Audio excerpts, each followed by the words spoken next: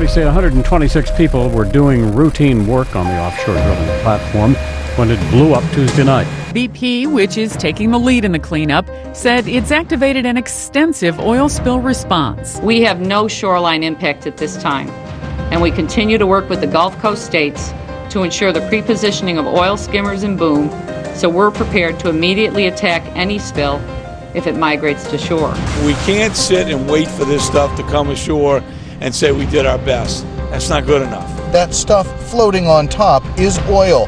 Oil so thick you can reach down and pick it up with your hand. It's a northern gannet, and that's a seabird. We are geared up and we are prepared for more birds. We haven't heard of any other birds at this moment. You can see the aerial photographs, and it's coming in. It's about the people of Louisiana doing everything we can to protect our coast, keep this oil out of our fragile wetlands, to protect our way of life down here. I said, oh my God, we've got to be on that boat. And I focused all of my efforts from that point on getting us on that boat. It was an eerie feeling because it was nighttime, it was lit up by lights, there's that cold, oily sea down below, and as it was being lowered in, it was like it was almost, when they were unchaining this device, it's like they were unchaining King Kong.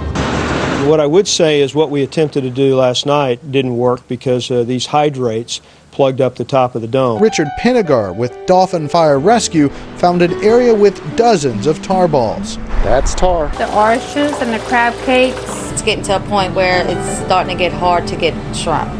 And when we don't have no more shrimp, then we'll be out of business. It's not even like motor oil, it's like used grease. You know, you can't get used grease, cooking grease off your hands. It kind of feels like it's got the same kind of texture to it. This is a BP mess. It is a horrible mess. It is a massive environmental mess. These were exceptional men. They were husbands and fathers, sons and brothers. These little balls, these are the tar balls that they're talking about. You know, I'd like my life back. So there's no one who wants this thing done more than I do. The gulls were going down to get the fish that were landing on the oil and then getting stuck in the oil. So that's the reality of an oil spill. Oil so thick it blocks out almost all of the light below. Because of the darkness, I stayed just 10 to 15 feet under the surface. Tomorrow, I will meet with the chairman of BP and inform him that he is to set aside whatever resources are required to compensate the workers and business owners who have been harmed as a result of this company's recklessness. We care about the small people. What I would characterize as a shakedown, in this case a $20 billion shakedown. You had about this much shrimp on your po' boy. Everybody loved the shrimp po' boys here. Our waters are all around here. Our boys fished all the time to buy imported.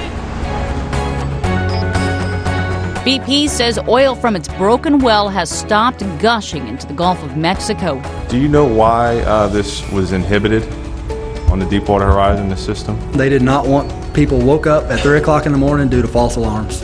A senior U.S. government official says BP Chief Executive Tony Hayward, under fire for his handling of the Gulf oil spill, is being replaced. Well, there's no question we're going to learn a lot from this accident in the Gulf Coast. It's going to be about equipment, people, different companies. And as a result of that, we're going to learn a lot, both BP and the industry, and I'm sure there will be changes.